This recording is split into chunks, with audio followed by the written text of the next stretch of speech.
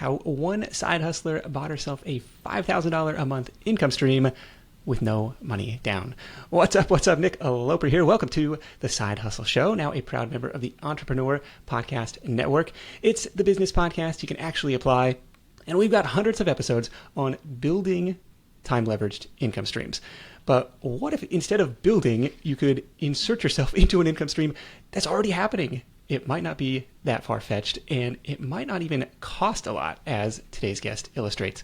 She's a real estate agent by day, but at the ripe old age of 22, bought a cash-flowing car wash with seller financing and no money out of pocket.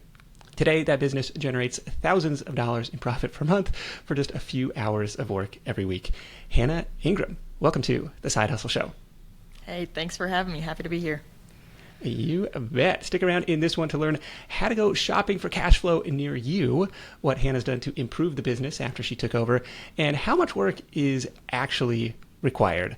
But Hannah, take me back a couple years. You just dropped out of college. You're 22. You've got your real estate license already, and you want to get started investing, but you're kind of in this position of, well, it takes money to make money, and I don't have a ton of money in the bank. So take me back to that moment. Yeah, so that was the toughest part. I knew I wanted to become rich. I mean, at the end of the day, that was my goal, working toward financial freedom. And I was looking into all these ways to invest, ways to get into real estate, ways to do real estate investing, and everything needed like money. So I was like, what can I do? I've got to find a way to get around this because like you just said, I just dropped out of college, had like $2,000 in my bank account, and I'm over here trying to make moves, but everything requires money. So that's where it came, into finding a way around that, because you can go on YouTube, you can go online, you can look, check out these influencers and stuff, and these gurus telling you how to invest, but right. Trying to figure out where to get the money to do that at is the hardest part. So that's where I had to find a way around that. What attracted you to car washes specifically, or the idea of buying a business or buying land with a business on it? Mm-hmm. Yeah, so I read this quote by Warren Buffett that said, if you don't find a way to make money in your sleep, you will work until you die. And so that really just like hit me like a ton of bricks right there. I was like, it hits you, right? Yeah, I was like, what can I do that actually makes passive income? Yeah, and for most people, that's like the traditional retirement path. Like, I'm going to build up this huge nest egg, and eventually going to live off the dividends, interest, appreciation, or it's rental properties that I can build off that cash flow, or I can build a business that spins off cash flow. But it absolutely hits you. You're like, well, shoot, I'd rather not wait, or I'd rather not work until I die. Exactly. I'd like to have some optionality here. But sorry, go ahead. No, exactly. That was my whole thought process, and I think really long term. So I was like, man, I am not gonna work until I die. Like, I'm gonna be retired by the time I'm 30.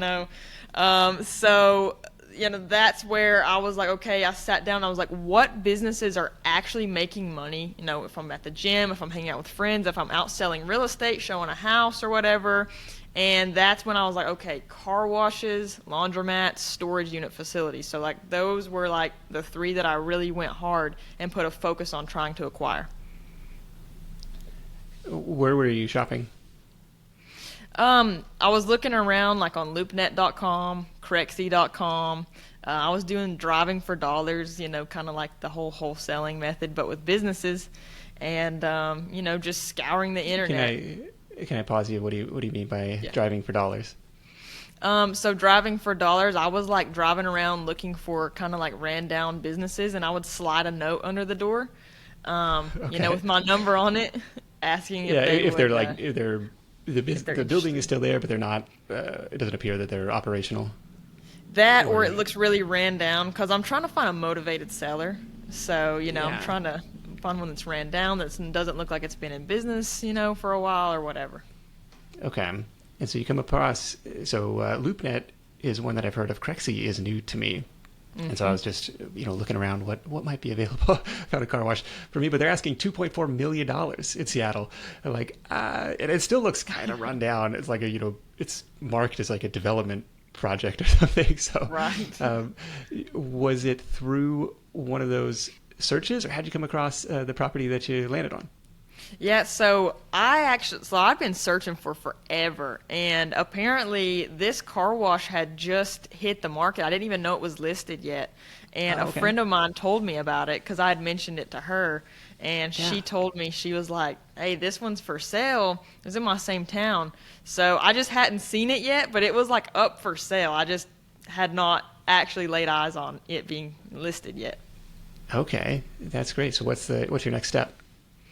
Next step was I contacted the sellers, took a tour of the property, got the financials, made sure this thing was actually making money, and then we went from there. The question that is going to, so what was the sticker price, or do you remember what the sticker price was?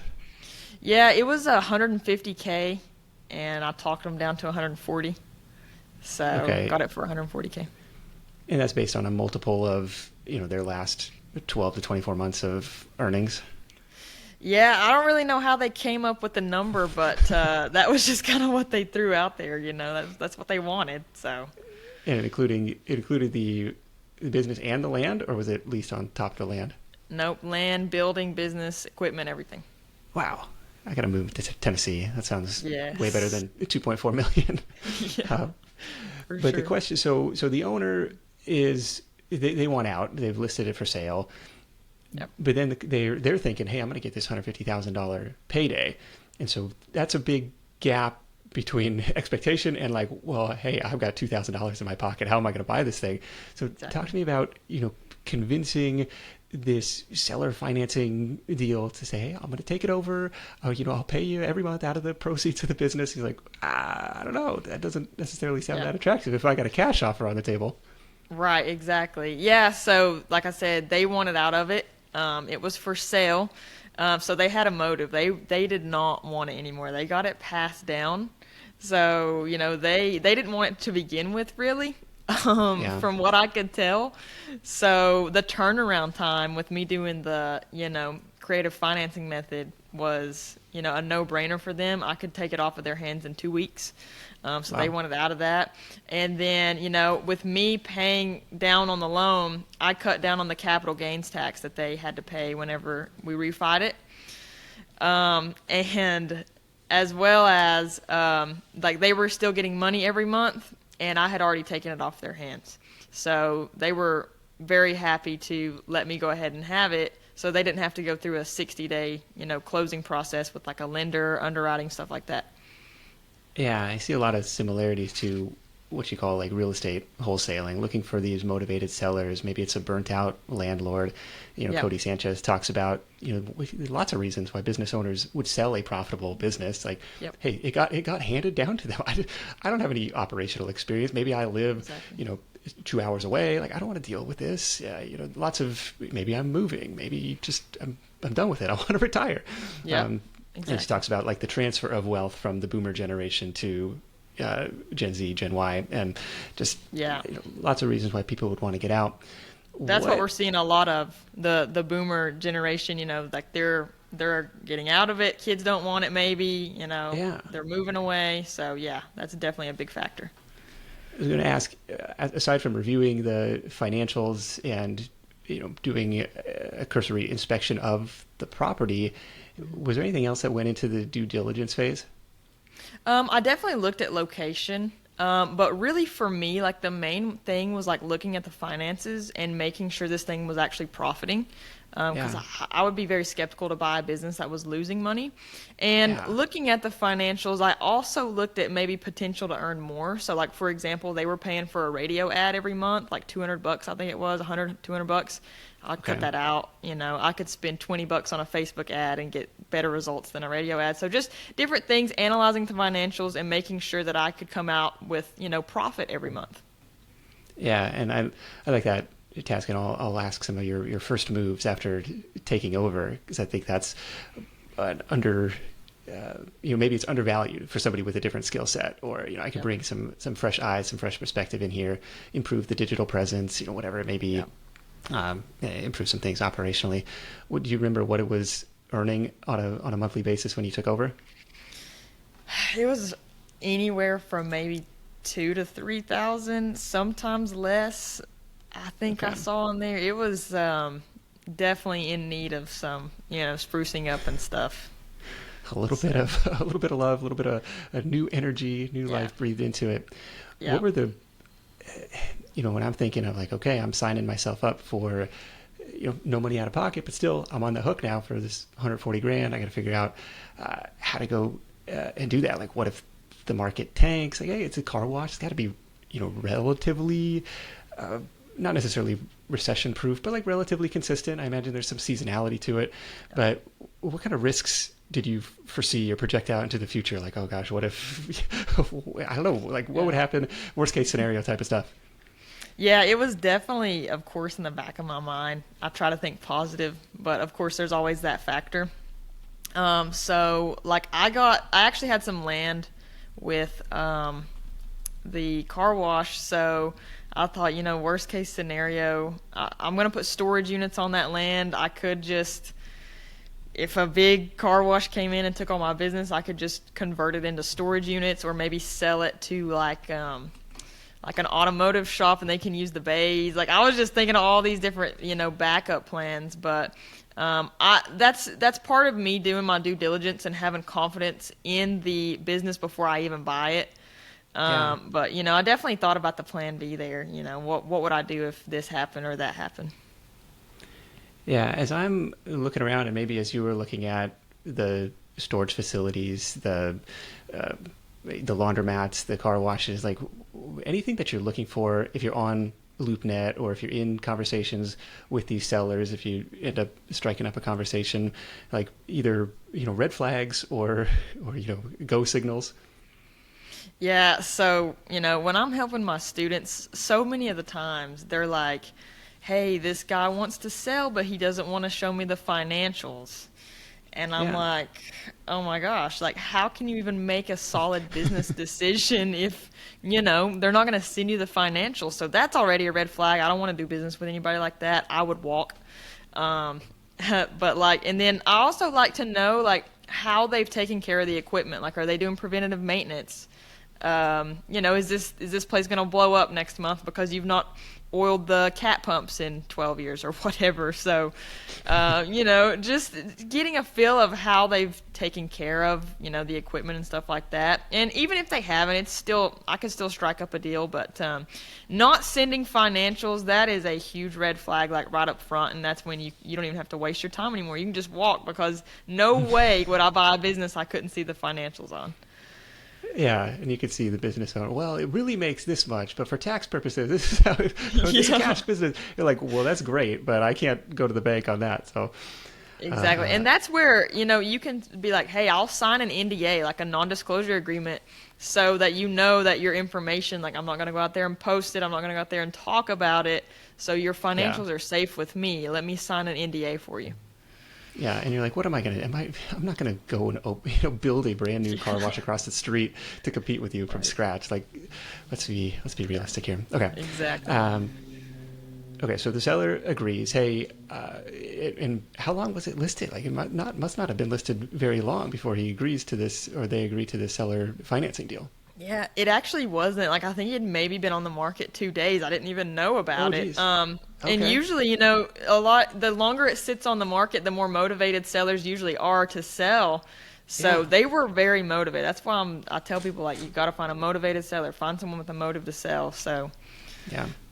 they were like, for sure, let's do it. All right. Okay. So this is May 2021. You get the keys. You take over. What are some of your first moves? Well, it was needing some like remodeling. So I took down the old signs, and I didn't do all this like right up front. Like, I didn't have $10,000 to just come in there and make over the whole place. This was just Yeah. like what I like to do is set aside 10% of like what I made every month and like pump that back into the business. Whether that was making something run better, look better, you name it. Came in there, I redid the logo. I did not change the name just because, for branding purposes, like, that car wash had been there since the 90s, so like everyone knew it as that name. Yeah. So redid the logo, redid the signage. The vacuum hoses had duct tape around the handles, so I Nice. replaced those. I was like, we're not doing duct tape down here at this business. Um, I put in, I just made some like mechanical stuff better. So I had my car wash mechanic kind of tell me like, hey, this is running pretty poorly. Let's do this, stuff like that. Replace the foam brushes, replace the spray guns. And then just this year, I had saved up enough to get credit card readers in. So it's not just a full cash business now. They can, because, I don't carry cash hardly ever. Most people don't these days. So they're wearing the credit card readers out. Like, that was a great move, putting those in, even though it cost, $7,000. So Okay, yeah, some upfront investment there, but you widen the customer base. You probably increase the average ticket, I imagine, too. It's like, well, it's on plastic. Let's charge it. Exactly. And from looking at the videos, it looks like it's kind of a self-service. Like, it's not necessarily like an automated machine where you drive through and they got all the brushes and stuff spinning. It's kind of like you pull into the bay and you do it yourself, as where the alternative is like, well, you do that in your driveway or something.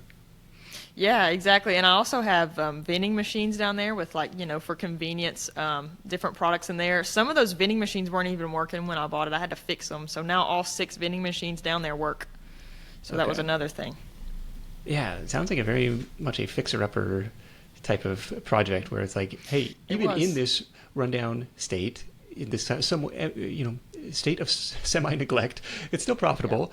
But by just tweaking a few things, we can probably double that. And I think that's really interesting. That's where side hustlers in particular have an opportunity to come in and forced appreciation, as they say in the real estate world there.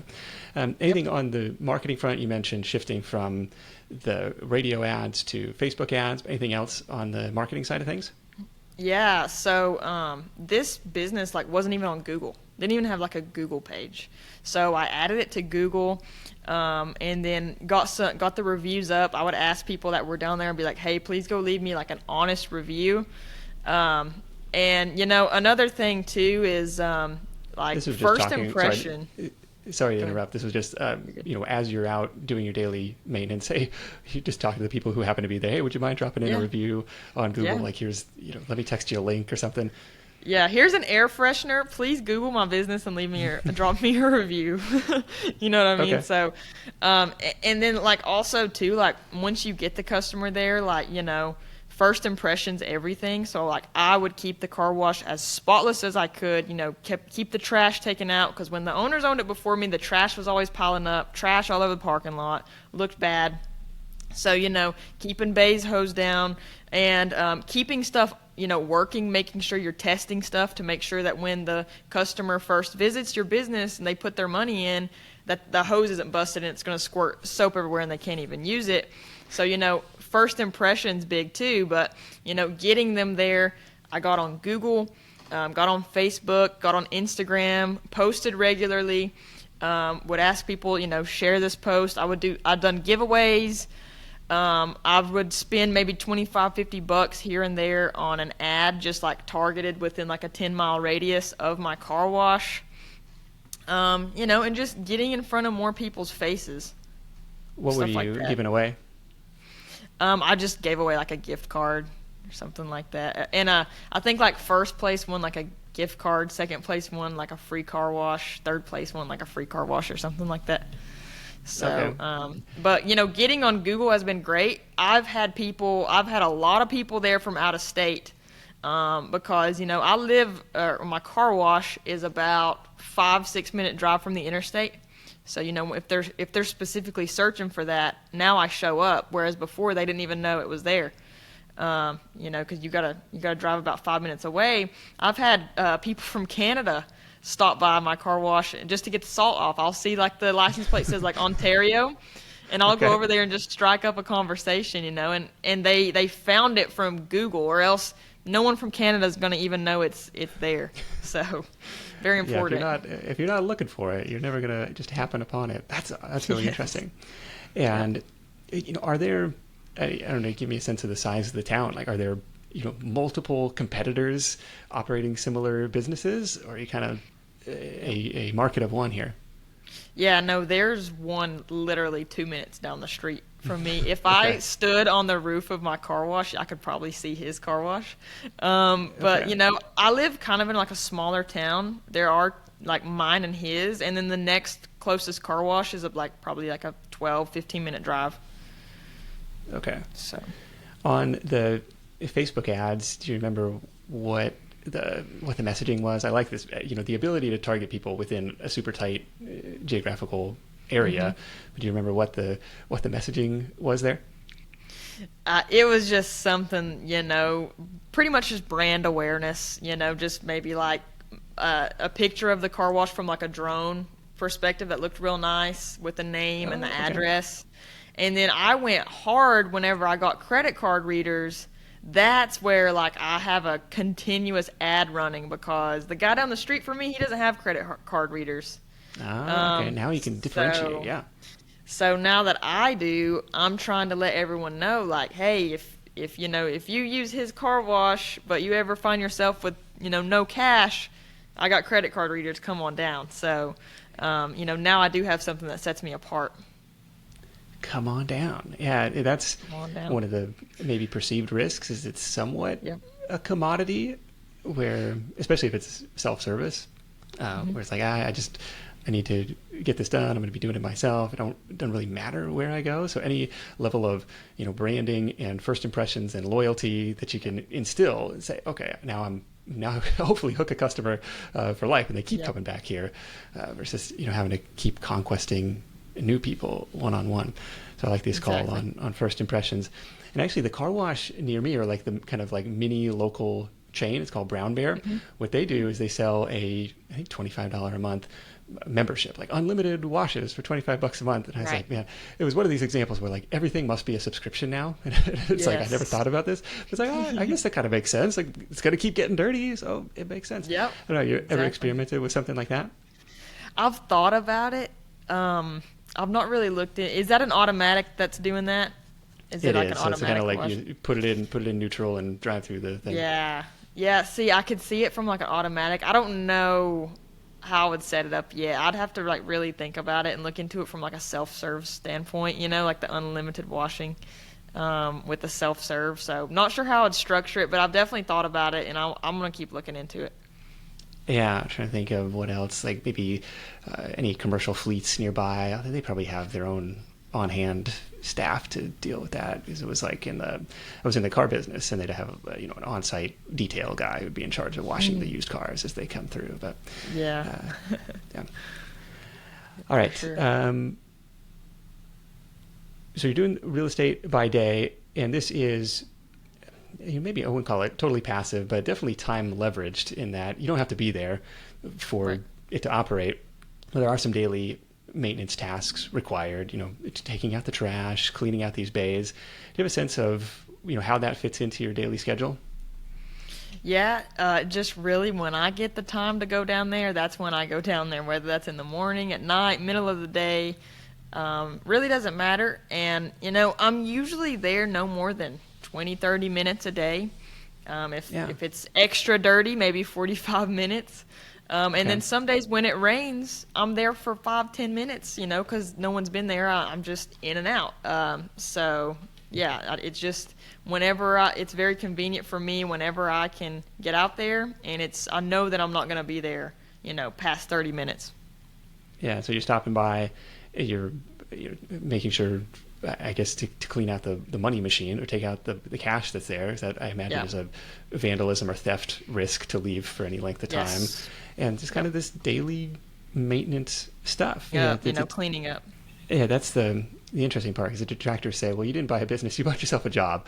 But it's like, hey, if you're cash flow positive $5,000 a month in exchange for 30 minutes a day, that's 15 hours a week, that's $300 an hour. So it's a $300 an hour job with equity, by the way. So it's like, if I can improve the cash flow, the business is also worth more on the other side.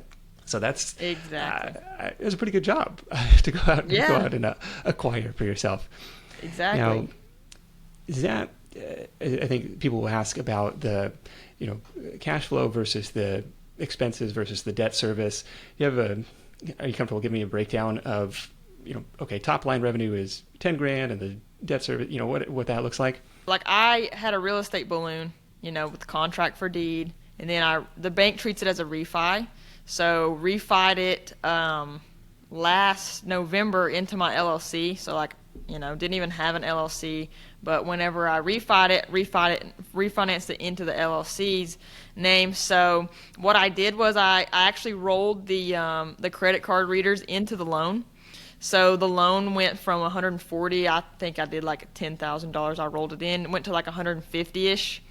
Okay. So now like my loan payment's like about $1,200 a month now, whereas whenever I was paying on the seller's loan, it was like $780.83.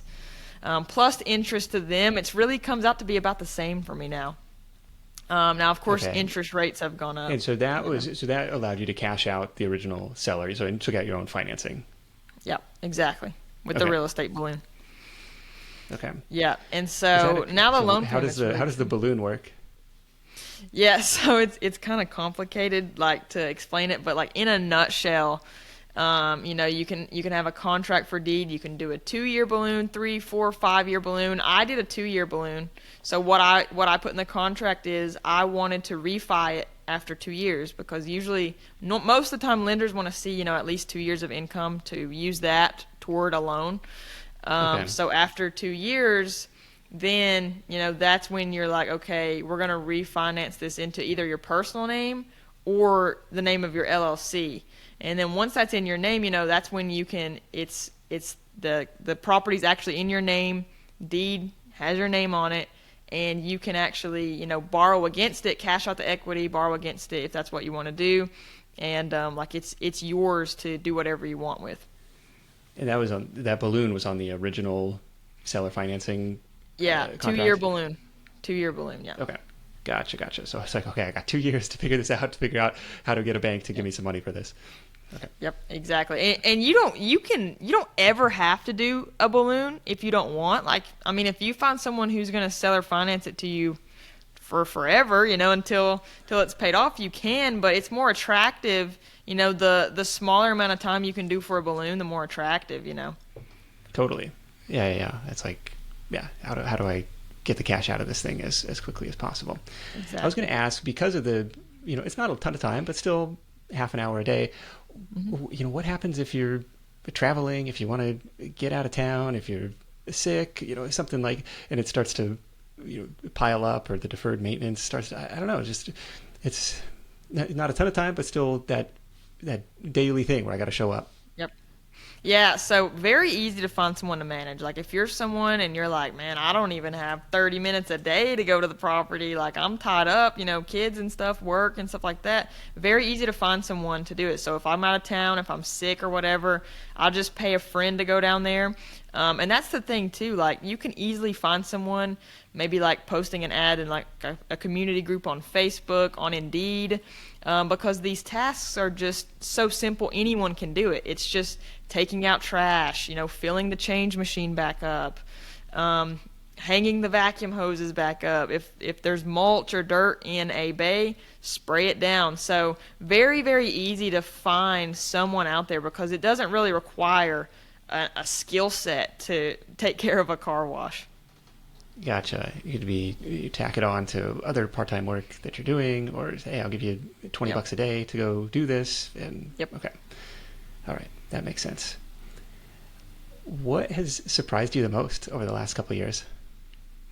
I thought that the maintenance was going to be a lot harder than it was, and it's just nothing to me now. Like I swear, like we closed the car wash on a Friday, and I drove there like Saturday morning, and I walked in the mechanical room, and I just looked around at all the equipment, and I was like, what have I done? I don't know what any of this stuff does. Like, what have I done? Like, is it too late to take it back? No, I'm just kidding. But Yeah. it was just like looking at it was overwhelming. So what I did was, they had a car wash mechanic they used, and I also got a number from the guy down the street from me who he used, and I called him up and I was like, hey, can you just come down here and just show me what all this stuff does, please? And so I got a notebook, and with him telling me, what everything kind of did give me a general idea, I just took notes on all that. And anytime he has to go out there for something, I meet him down there, and I watch how to fix it so that next time I don't have to call him back to fix it. So, I'm not I've never been someone that's like super like I can fix anything, but Yeah. you know, now there's not much that I can't fix down there by myself. Like I very rarely have to call him out. But Yeah, it everything just is came from learning. YouTubeable.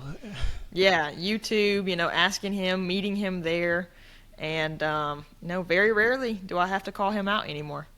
So Yeah, that was probably because the that does number one sound thing.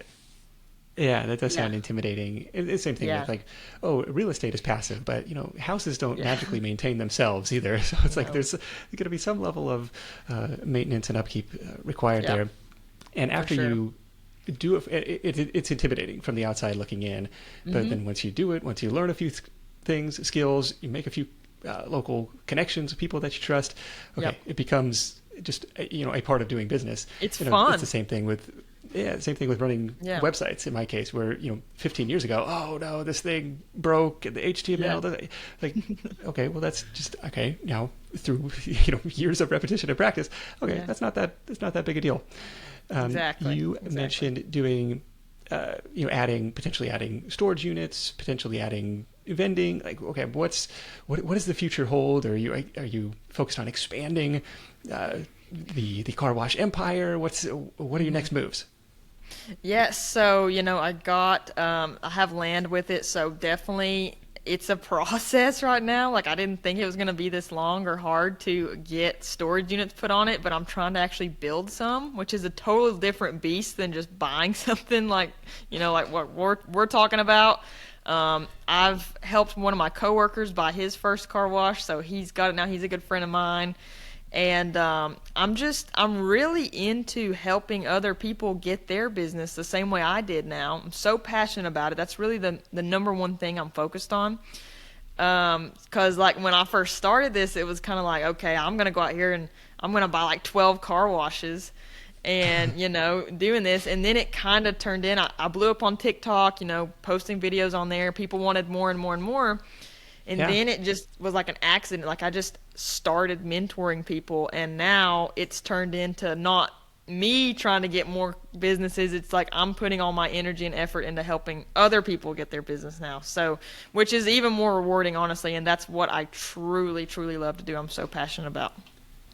Yeah, it's kind of this value of working in public and showing your work. It's just a compelling story. I mean, that's the reason Hmm. that I reached out. It's like, wait, this, early 20s person is, going out and buying a business and, Yeah. and telling about it. Like, I don't know. I think that's really inspiring for a lot of people. So Hmm. yes, that is TikTok at Hannah Ingram __ between and after the words there. We'll link that up in the show notes. Closing in on 1 million followers over there. Yeah, so definitely Yeah. the content side of the business has blown up considerably over the last couple of years Yes. as well. For sure, it has. The other thing that was on my mind is if you have a nightmare scenario where one day you pull up to do your daily maintenance tasks, or like Hmm. and something is broken. I don't know, you just have like oh my gosh, what, why do I have to deal with this right now? Did anything like that Yeah. ever happen here? And the reason I ask is like when I think you know I guess website stuff. Oh, I got Yeah. hacked. The site, the server is down. Whatever. Like Right. bricks and mortar. Like, oh gosh, there's a whole new realm of possibilities of bad things that can happen. Yeah. Yeah. Yeah. Exactly. And you know, one of the main things, of course, is like the money aspect of it. You know, being having top-notch security was like one of my top things. Like that's another thing I did was I bought like 8 new security cameras on top of what they already had, because Okay. that's really the number one concern is, you know, making sure I protect the money there, the vaults and everything, you know, because people, you know, are out for no good, you know, up to no good and stuff. So Yeah. definitely made sure I had some top notch security. But I think the worst thing that's ever happened that was crazy was people were stealing my trash bags out of my trash cans when they were full, not when they were empty, when they were full. And then like, you know, I would come there in the morning or whatever, and then people would be throwing trash away. These people that were stealing this trash would come by, steal my trash bags, and then I would have to dig the trash out with not my bare hands, with gloves, like the next day because it didn't have a trash bag in them. So I know that sounds minuscule, but that's like That's the worst weird, thing though. that happened. So Are they weird, so annoying. looking Yeah, for I don't cans, know. like to recycle or like redemption value Still. stuff to go trade in? Still to this day, I don't understand it. But I did, my cameras are there, so I did get their make of their car and their license plate number and turned them into the cops. And I mean, imagine that phone call like, "Hey, someone's stealing my trash down here. Can you please tell them to stop?" So, but other the than cops are that, like, that's great. It's one less thing for you to deal with. yeah, no, until I got there and had to dig it out. But that's pretty much just making sure the security was good. Because I guess the worst thing that could happen would be someone breaking into the vault or whatever. Even though I keep them cleaned out most of the time, I don't let them sit there with money. But just making sure I had alarms, security, stuff like that. Yeah. You've got the videos of like the big old buckets of coins. You just roll up to the bank with this stuff. Like, what do they think is going on? I mean, they must know you're like the local car wash operator, but it's just is there a what's the deposit process? Yeah, so I literally pull up to the bank, and I've got like bags of cash, and I've got 5-gallon buckets of coins, and I'm walking through the bank doors, with looking like a Brinks truck just pulled up. And people are looking at me, and I'm sure the bank tellers are shaking their head when I pull up. But everybody's pretty nice about it. But I definitely get some stares. They do, yeah. We're best friends, but I definitely get some stares when I'm, carrying buckets of money in multiple buckets, like 4 or 5. I usually have 4 or 5 buckets of coins. Yeah. So.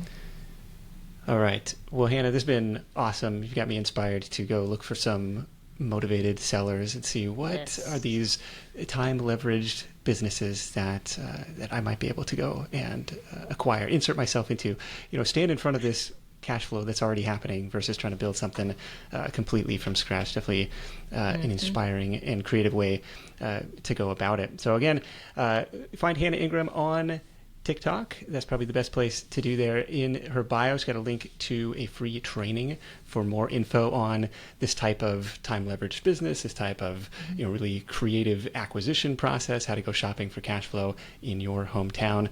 So check her out over there. We'll also link that up in the show notes. Hannah, let's wrap this thing up with your number one tip for Side Hustle Nation. Yeah, I guess my number one tip that has gotten me through a lot is just being persistent. Like, even when someone tells you no, you got to keep going. If the first discouragement hits you in your face, keep going. At the end of the day, if you want to be wealthy or financially free, it's a decision. Like, it's not just fate. You make the decision to become wealthy, and it's in your hands at the end of the day. So you've got total control of the outcome of your life. You've got control. If you don't do something, tomorrow's going to look a lot like today. That was a line from a guest years ago that has always stuck with me. And it's like, oh shoot, it really forces you to look in the mirror and say, all right, it's on me. Let's go make something happen. My notes here are on this, finding a motivated seller. Like once it hits these listings, market efficiencies tend to take effect. You got lots of buyers looking at that stuff. So if you can find an off-market deal, if you can deal with that seller directly, you're probably going to be able to strike a much better deal, and especially have more leeway to get creative with that. We're going to do seller financing. He's going to have a 2-year balloon. So just buy yourself some time to go and cash flow the note, and then show that cash flow track record to a bank or traditional financing source. And then the biggest thing here, what I think is really cool, where a new blood can come in and say, I'm going to breathe some of my expertise into this. I'm going to improve this. I'm going to add the credit card readers. I'm going to add a digital presence so people on the interstate know that we exist. And I can double the cash flow by making a few relatively simple, relatively inexpensive changes. And that's the thing. Starting a new business from scratch still has pretty high failure rate despite our best efforts. And so there's the school of thought that says, well, what if you could just go out and insert yourself into this cash flow that's already happening? Why not buy a business that's already operating, that's already profitable, that's already gotten past that dangerous liftoff stage. That 0 to 1 is like the hardest part. Yes. So if Absolutely. you, it reminds me of the Rich Dad Poor Dad, rat race escape math, where, once you've got monthly income from assets that you control that exceeds your expenses, you're free. And that's just a magical place to be in. You've got some flexibility and optionality there. So if you liked this episode, you're going to also love my chat with Jono Santamaria in episode 543. It was not about a car wash, but it was about buying a laundromat as his side hustle in Australia, and how he applied some relatively quick tweaks, playing Puppet Master and dialing these different knobs that ended up tripling the revenue in that one. So episode 543. Go check that one out next. Or if you're not sure where to start, go grab yourself a personalized playlist at hustle.show. All you got to do is answer a few short multiple choice questions. You can do it from your phone, and I'll give you a custom curated playlist of the episodes that I think are going to be most relevant and most impactful for you. You can add those to your device. You can learn what works, and you can start making more money. Once again, that's at hustle.show. Big thanks to Hannah for sharing her insight. Thanks to Notion Projects for sponsoring this week. You can hit up sidehustlenation.com/deals for all the latest offers from our sponsors in one place. And thank you for supporting the advertisers that support the show. That is it for me. If you're finding value in the show, make sure to text it to a friend. Thanks so much for tuning in. Until next time, let's go out there and make something happen. And I'll catch you in the next edition of The Side Hustle Show. Hustle on.